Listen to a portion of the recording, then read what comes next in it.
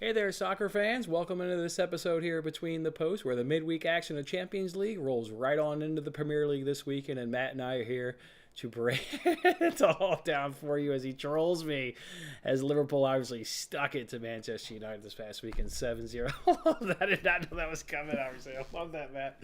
Love that right there. That was too.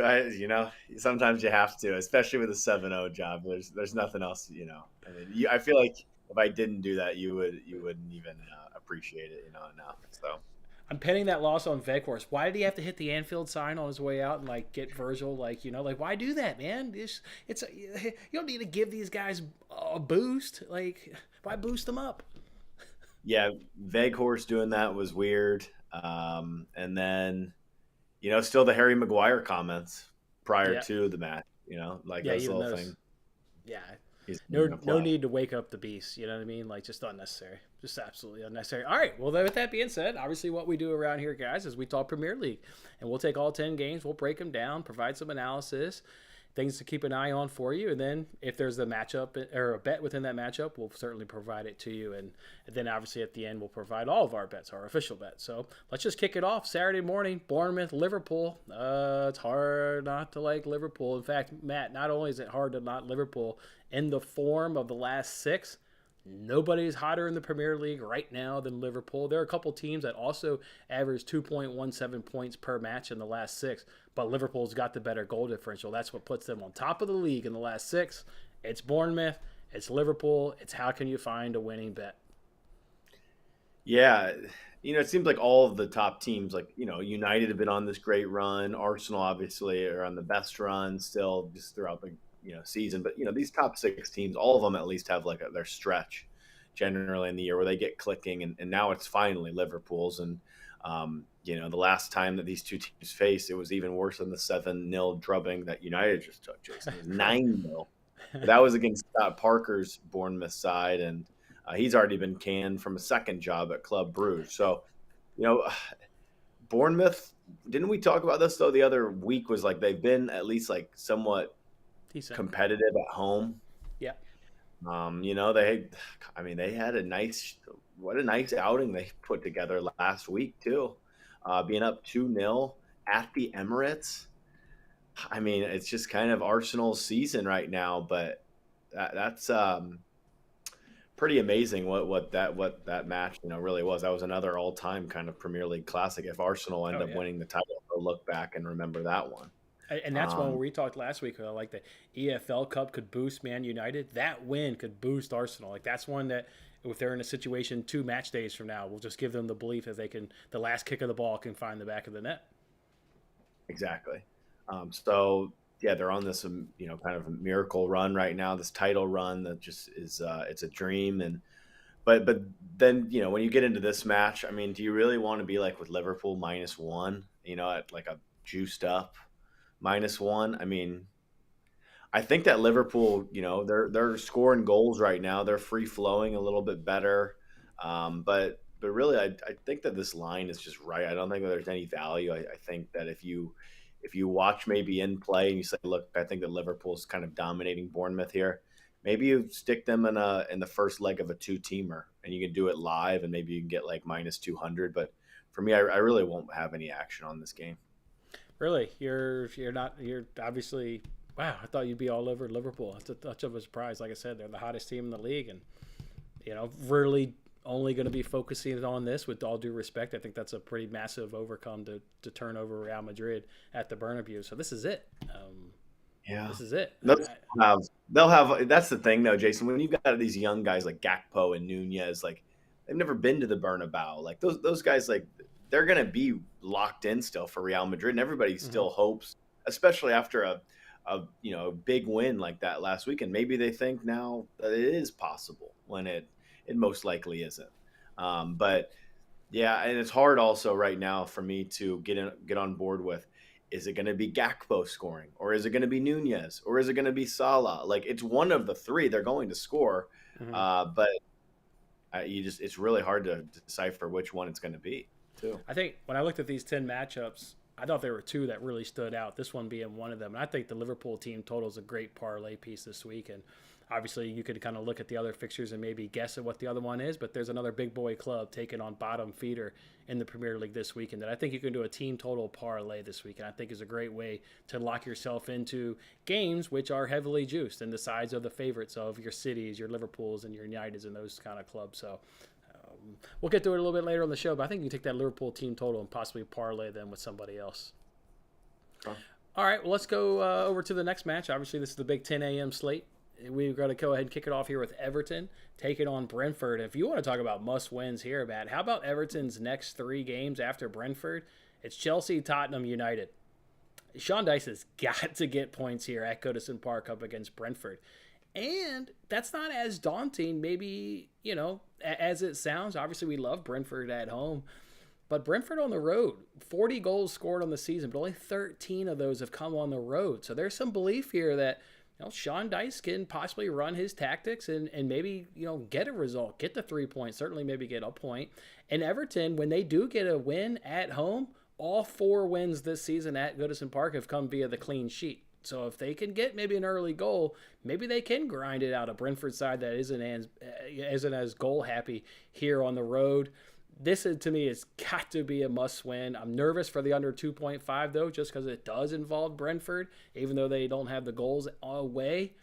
This has got to be a spot. I haven't bet this one, but Everton needs this points. Yeah, I like the unders in this game. I think it's shaded correctly. Minus 145, and I'll bite a little bit here on a Sean Dyche unders. I think that this game's going to be really tight.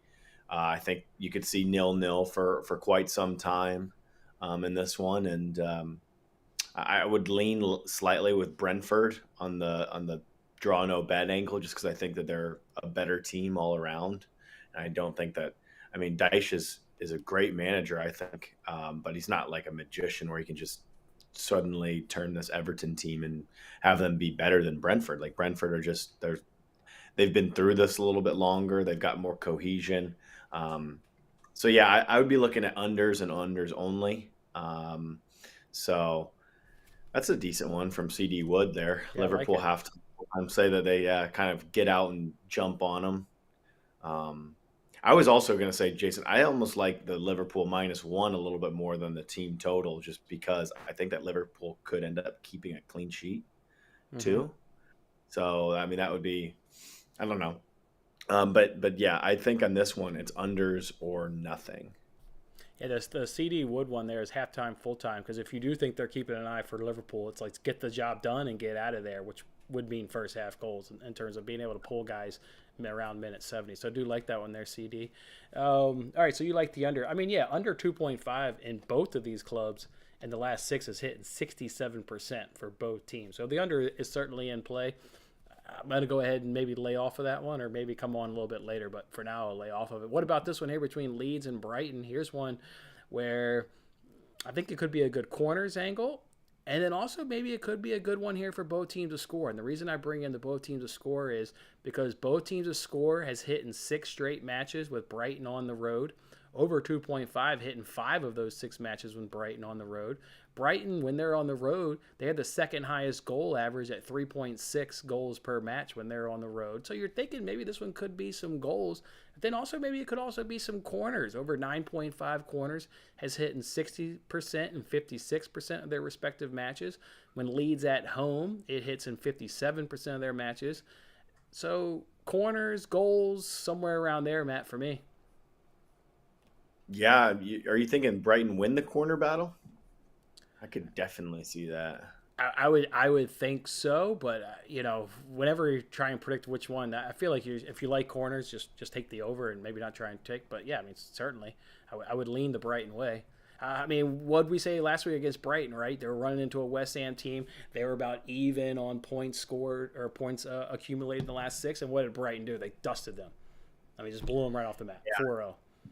This is a huge match for Leeds. Yeah, Brighton's good. Just like you mentioned, like they've had these overs on the road, but then like Leeds 5 straight under 2.5s.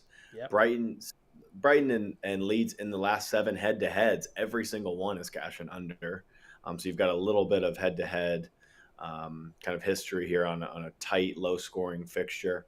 But I wouldn't get into that too much because I think that now you're looking at different managers and stuff like that. So I would throw the head-to-head stuff out the window.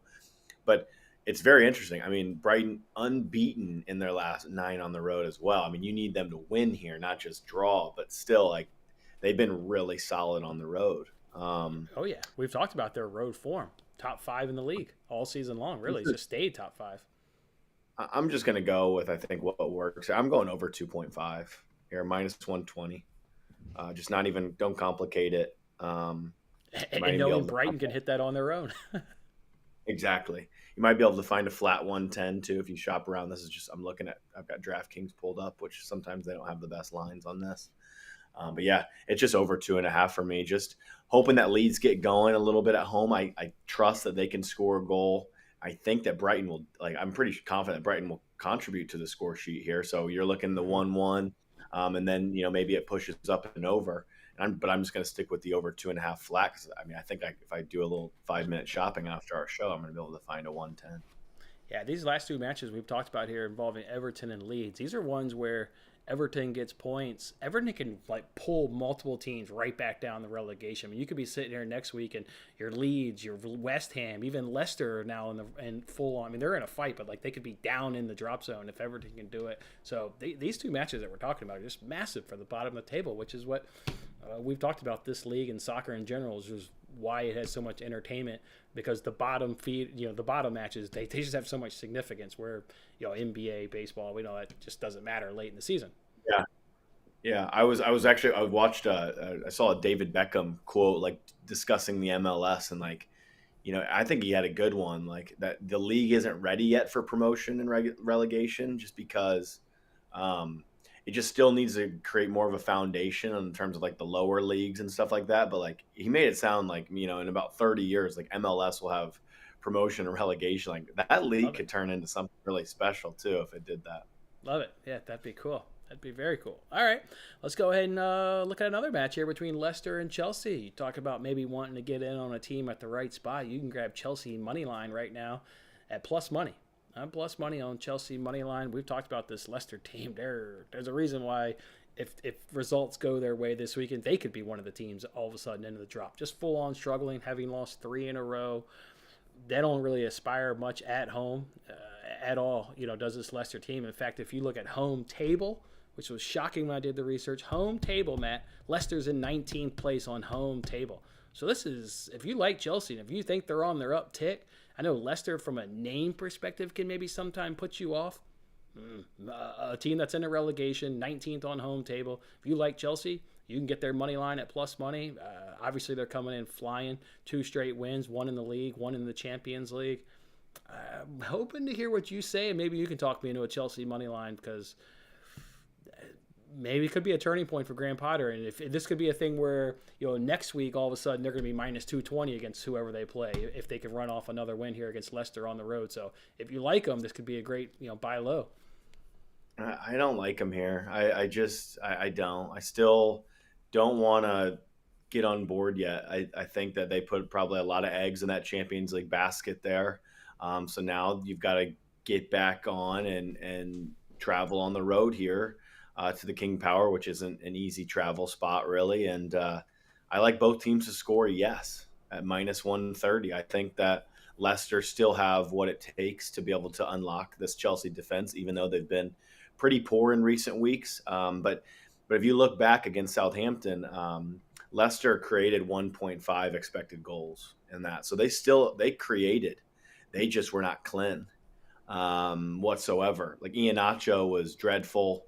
So if you just kind of give me another performance of last week, give me Leicester to score a goal here. I think that Chelsea will contribute, and we'll get both teams to score here at minus 130. And I would shop around. You might be able to find a little bit better, because again, I'm just looking at DraftKings. Yeah, I was pulling my hair out last week having that over in Southampton Leicester, and Leicester was just dreadful in front of net. Their chances were there, as you said. Their XG was there, but just couldn't find the back of the net. I mean, it certainly happens sometimes, but all right. I would go back to it. That's one of those where the numbers are still solid, so you go back to it, even though you got burned. Chelsea, though, I guess that's where you're going to take into account maybe their recent uptick that they can contribute, because their last six, both teams with score, is only hitting 17%. So I think you're really relying on what you like maybe in the last couple of games from Chelsea, rather than obviously form of the last six takes in all six. So yeah, Yeah, I like it though. yeah. I mean, over 2.5 is still 67% in Leicester matches though. Hoping that Leicester come out and score the first goal. That would be huge, I think, for this bet. Yeah, I do. It could be, man. You talk about the bottom of the table, but this is like where if Chelsea gets 3 points, yeah, Liverpool's obviously gotten right back up in the top four. Chelsea gets 3 points. Now they're kind of right back up in there if they can kind of keep up tick. So big weekend, obviously, in the Premier League this weekend. All right, let's move it over here to Tottenham versus Nottingham. Remember, Matt, last week I identified which game had the best spot for cards. I don't know if you bet that with me, but there were 7 cards. And West Ham, Aston Villa, I got a very easy cash. This is the spot here between Tottenham and Nottingham going on this weekend. They've already played twice this season, 7 cards in each of those affairs. Both of these teams are in the top 10, so just like last week when it wasn't West Ham Villa last week, it was Villa Palace. Sorry, it's Villa Palace. Both of those teams were in the top 10. Both of these two teams are in the top 10. Craig Pawson, remember we broke him down last week? He'll be right here at White Hart Lane on Sunday, so we don't need to break down Craig Pawson. His numbers have only gotten better. So it's over 3.5 cards at minus 135.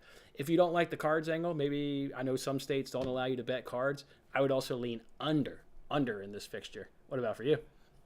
What about a little card ladder here? 3.5, 4.5, 5.5. Like that's, just structuring your units right so that, if you cash the 3.5, you still make money. Right. No matter what, but that would make some sense here. I mean, the first 2 head-to-heads, like you mentioned, 7 cards. So even a red card. I mean, Yeah, this is a good one, Jason. I'm going to be on this. Is this the 2-unit play that you were kind of discussing? No, this is not the 2-unit banger. This is just a this feels like one. This feels like a 2-unit bet, just the way that you kind of describe it, the way that Pawson's been, recently, and yeah, it's fun finding 2 top 10 card teams. These 2 teams are sucking right now. But God, man, they sure are great in the cards angles. And like, that's where you got to attack. I mean, because I don't think that anybody has a good feel for this game. I mean, Tottenham at home just put up a dreadful performance to try to, even just take that match to overtime. They just couldn't create shit. Then the red card. I mean, this match stinks. I want nothing to do with it. I agree with you. Probably leaning unders is the right way. Let's just go with the cards because I don't have a feel.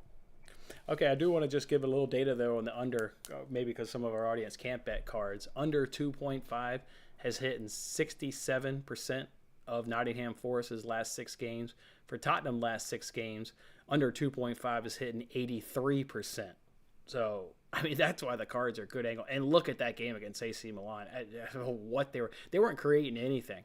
Their best opportunity was an extra time with a Harry Kane header.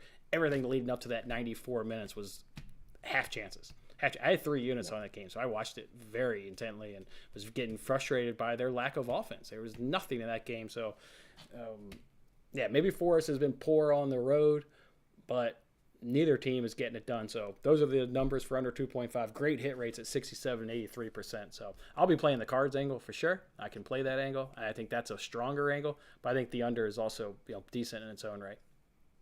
Okay. All right, Matt, why don't you kick it off on this next fixture at Selhurst Park where City's coming into town? Yeah, I mean, this looks like one-way traffic, but Palace have given City a couple like little scraps over the years. I mean, last season when you go back, they beat them 2-0, and had a 0-0 draw with City. So they've been fairly pesky. But yeah, I mean, we have a line here of minus 285 on the road, Palace plus 800.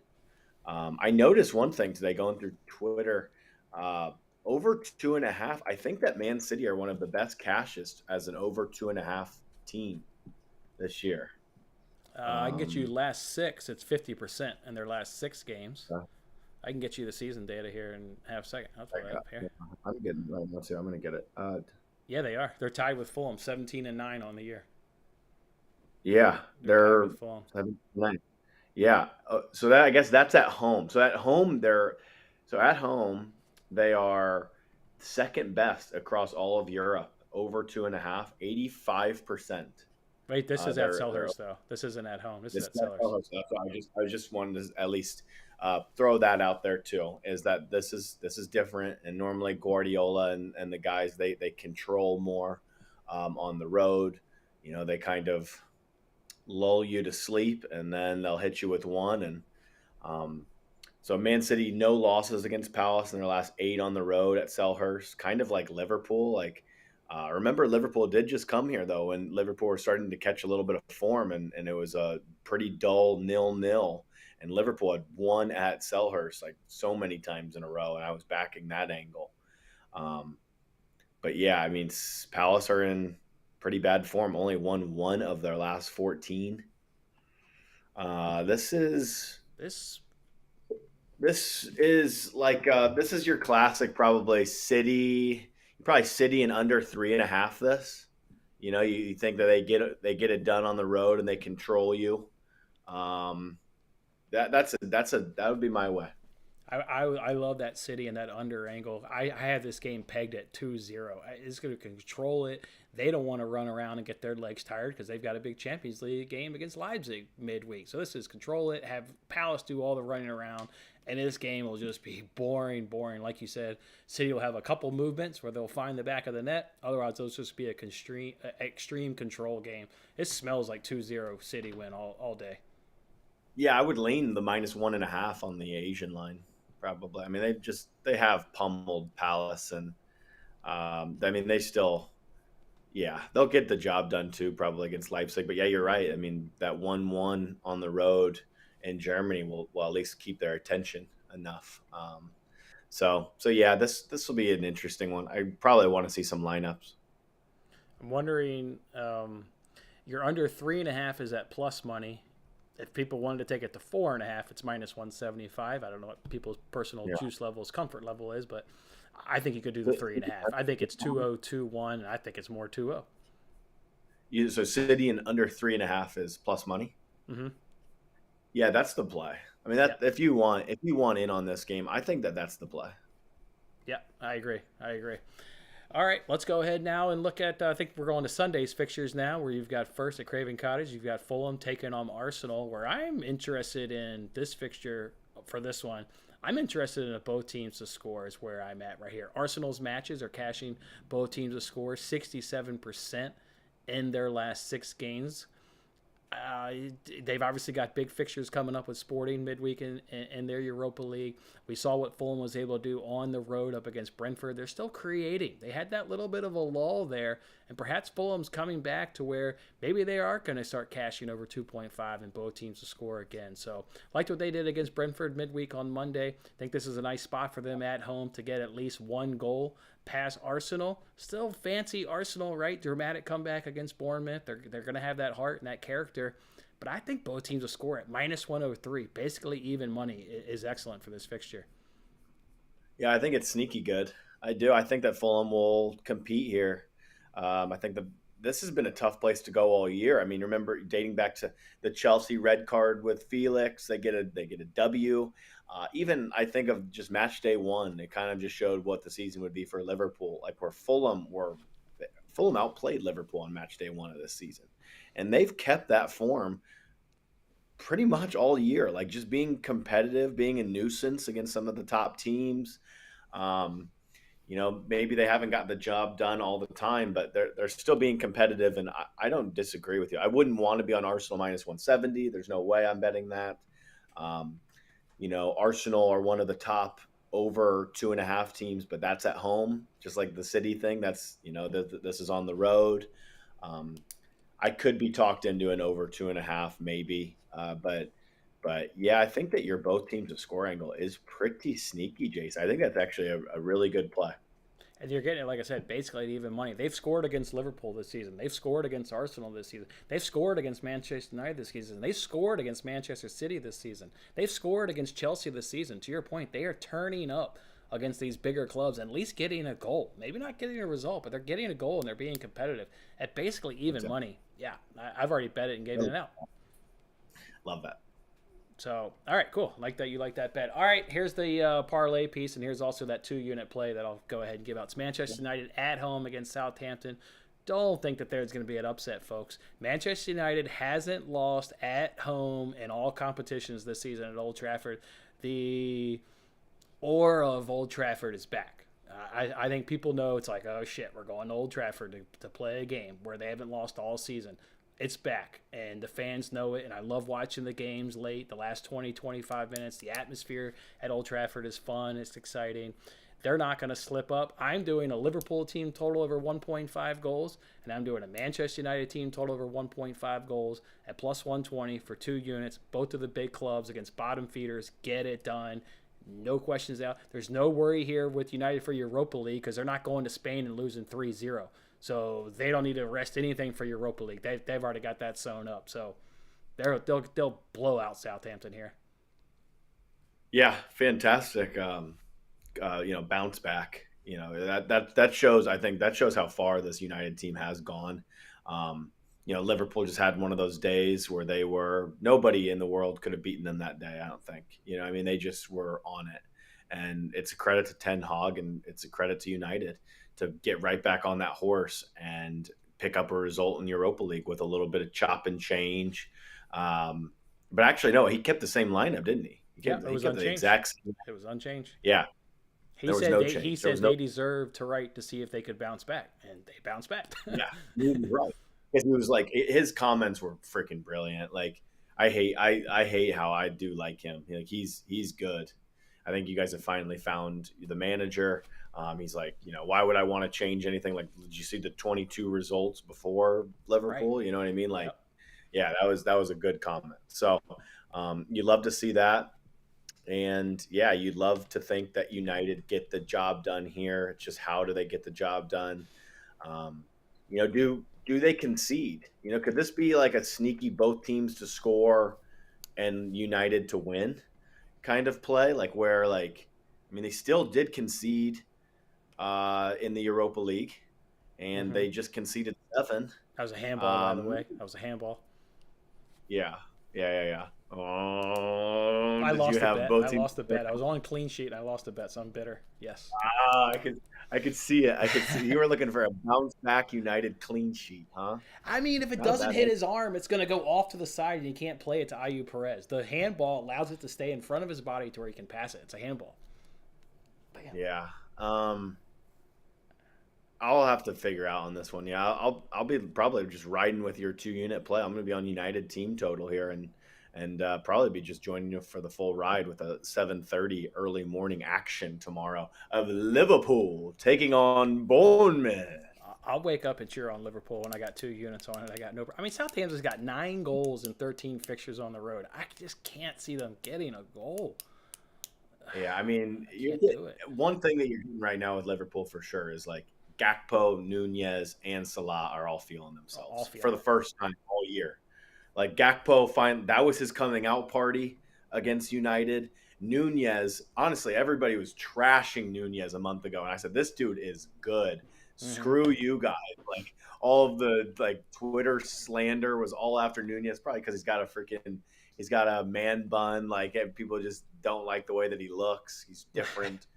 That kid is special. He has 18 goal and assist contributions this season in his first year in the Prem. Like, this dude's a freaking certified baller. So I don't even want to hear it. Salah's a baller. I think that is a solid one. But I've seen Liverpool. God, I remember Bournemouth. I remember this one match against Bournemouth like 5 years ago. For whatever reason, whenever we go to Bournemouth, they love sticking it at the 7:30 or 6:30 time. Right. And God, we had a struggle. We ended up like drawing or something. I can't remember. Maybe we won it late on, but it's normally a fun match going to that the Vitality, that small small ground. I'll definitely be up in the morning with Liverpool is smelling the top 4. They're getting 3 points and they're rolling past Bournemouth. They can smell the top 4 and they can smell Tottenham being super vulnerable right now. Yeah, it's gonna end up working out pretty well for Liverpool because they're most likely next week they're gonna be bounced out of all the other comps. You know what I Mhm. mean? Real Madrid, I think that they'll be competitive with Real Madrid. Probably would like, I think actually a good play in that one to think about already is like a both teams to score in over 2.5. I think that I think Liverpool will score at the Bernabeu. Real Madrid will score. I could see Liverpool scoring two. I could see Real Madrid scoring two. That's a good play for next week. I'd maybe consider locking that one in sooner rather than later, but I guess you kind of just want to make sure that all the guys are still there, nobody gets injured, whatever. But yeah, that's a good play for that one. I think that should be a classic. Just they're getting crushed. They're gonna go for it. They're not gonna. But yeah, then after that, all things will be focused on the league for what? How many more matches do we have left, Jason? I mean, it's a decent amount here. Well, I mean, mid-May, so call it 2 months, 2 full months. Well, it was 38 games. We're at match week 27, so that's 12. 12, yeah. Yeah, I mean, so they're gonna have yeah because they only have 25 matches, so they'll have 12 basically. Yeah, 12. I mean, 12 full matches without having to worry about any other competitions. They've done this before. They did it 2 years ago to slide in into a top four when they had Nat Phillips at the back and like some of these I mean, their front line right now is clicking too well. So yeah, I do like the 2 unit play and go Liverpool and United. Circling back on Ten Hag there for just half a minute and listening to his press conferences, and I don't know if it's because of his broken English, just because he's obviously not English.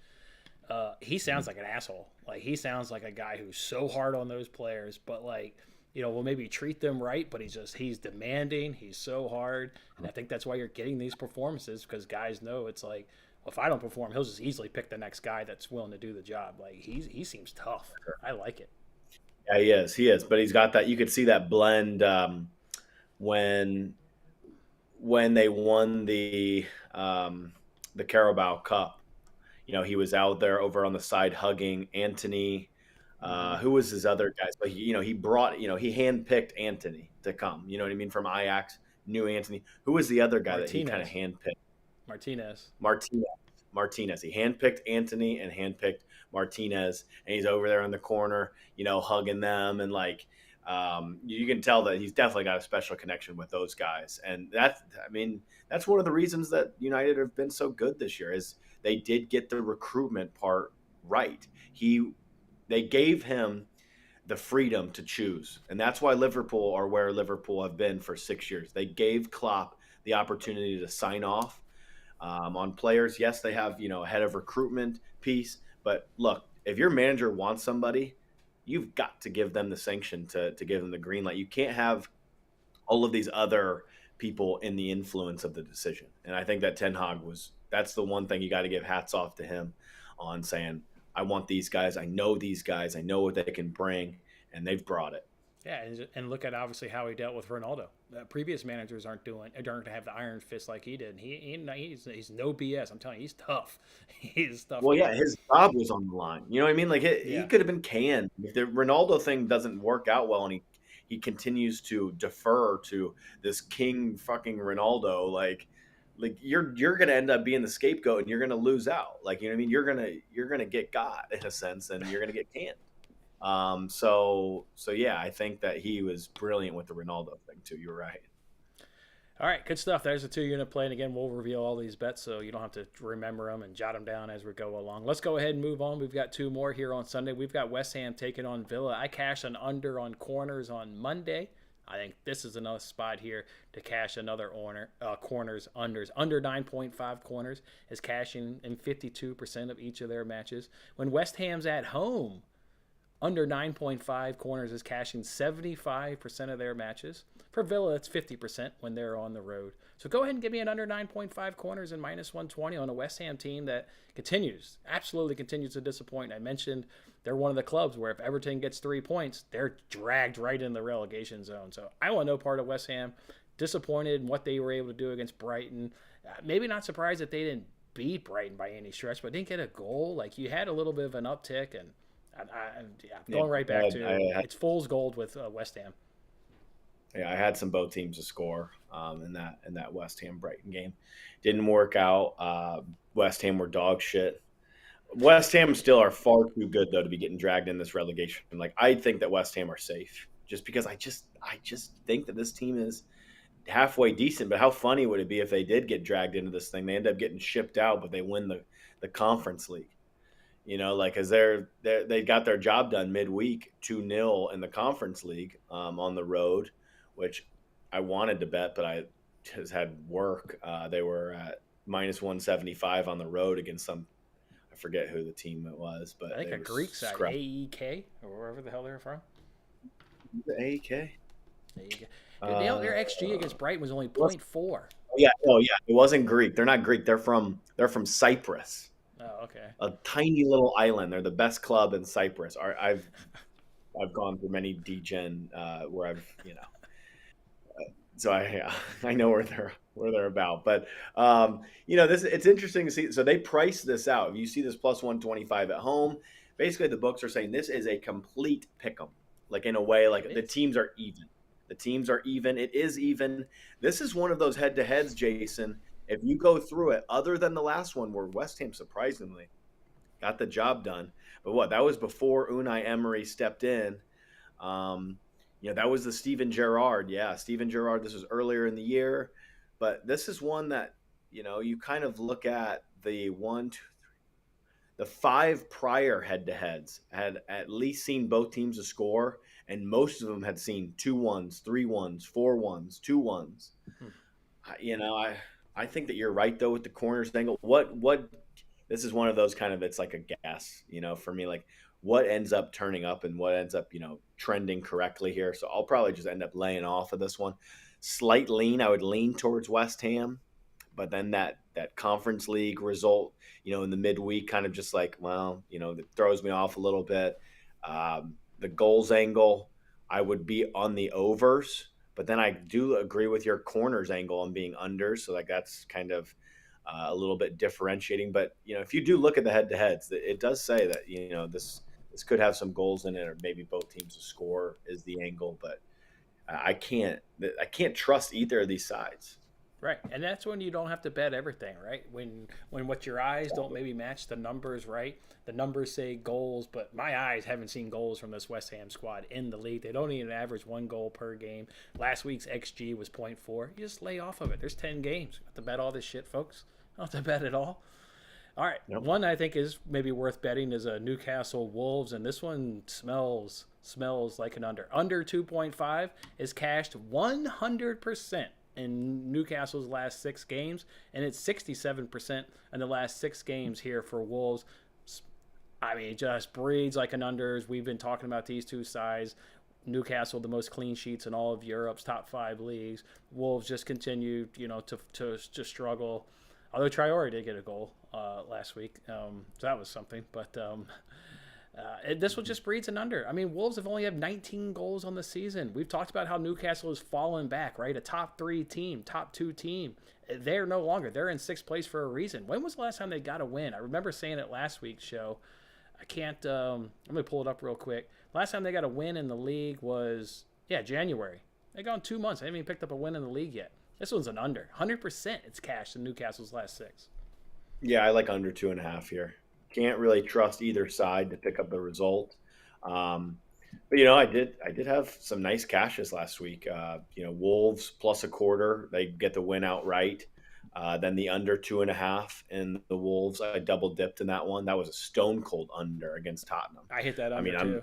Yep. you're at Easy. minute 7 and you're like, okay, good, I've got this one already in pocket. Like, let's Yes. at least get out of here with a 0-0, and then boom, 80th minute or whatever, 85th. When Traore did score, it was like, let's freaking go. Like, let's catch them both. Um, I'm going under 2.5 here. I just think that it's just tight. Like you mentioned, you went over the numbers. They make total sense. Newcastle struggling in front of net. These two teams should be able to cancel each other out a little bit. If you are looking towards like who you would rather side with, like Newcastle have been solid at home, you'll give them that. But like these two teams are freaking even. I really, if you stack up these 11s, like I think that Wolves are just as good for the most part. Like I do think that there's a nice edge, a St. James Park edge at home, which will keep me off of betting Wolves. But I mean, I think that Wolves getting a full goal head start in this one is pretty disrespectful. But then I can't always count on them to find the back of the net.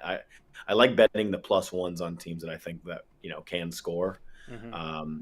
They're not really one of them that you're penciling them down for that team's getting a goal each week. So I like unders here a little bit. Yeah. I mean, Wolves have got 9 goals and 13 away fixtures, where Newcastle's only conceded 8 in 12 home fixtures. So this one just smells like an under. It's a little bit juicier than last week where we both got it in that Wolves Tottenham match. This week you're paying about minus 140. I think it's going to be such an easy cash, just like last week in the Wolves game. It's worth it. All right, let me go screenshot. Those are all 10 games. Let me screenshot these bets here. I'll work on throwing mine up if you want to run through anything that you've already bet. And let me toss these up on the screen. Yeah, I'm going to be on the under in Everton Brentford, under 2.5. Sean Dyche, let's go. Leeds Brighton, over 2.5. We'll be shopping on that one here right after I get off here because I want a flat 110. I'm going to be on Man City and under 3.5 at a plus price. That makes total sense to me. And then I'm going to be doing a little bit of tailing this week. I'm tailing what is on the screen here when you look at the two-teamer of the team totals of plus 121. I'll let you kind of read that one out. I'll be on that one for a unit. And then I do agree with I think that you're sneaky with the Fulham Arsenal, both teams to score. Yes. I loved your breakdown of Tottenham Forest card angle. And like that's kind of where it'll be. It'll be kind of a packed card for me this week. I do like this card. And, I think that I can go like 5 and 2 kind of thing. Yeah. All right. So that 2-unit play is going to be Liverpool, Man United over 1.5 goals each at plus 121. The West Ham, Aston Villa under 9.5 corners at minus 120. Take the over 9.5 corners, though, in Leeds and Brighton at minus 105. Both teams will score. Fulham Arsenal, minus 103. Tottenham Newcastle, over 3.5 cards, minus 135. That one's at DraftKings, by the way, the cards one. The other ones I already gave all out. So, all right, I agree. This is a nice card. Sometimes we don't have a lot of bets. This is a nice card. The stats all kind of align with also how your eyes kind of see the matches as well. So when you get that combo, you pull and you live with the results. And I'm ready to pull the trigger this weekend and live with the results. All right, Matt. There's another fun episode here on Between the Posts, breaking down these games. Thank you guys at home for listening to us, work, wherever the heck you are, actually. And, God, dog it, I had a feeling that was coming back out. I actually had a feeling that was coming back out. I had a feeling. I love it, Matt. Thank you. Thank you, man. Enjoy the games. Good luck. Go Liverpool. And we'll catch everybody back here next week. Yep.